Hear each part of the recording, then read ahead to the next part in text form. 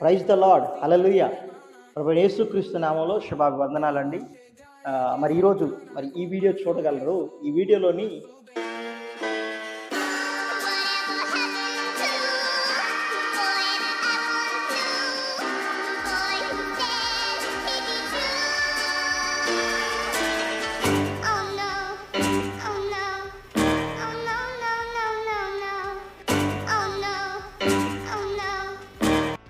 ఒక సన్యాసిని చూడొచ్చు. వాడి పేరే బిచ్కి బాబా, 50-50 గాడ్.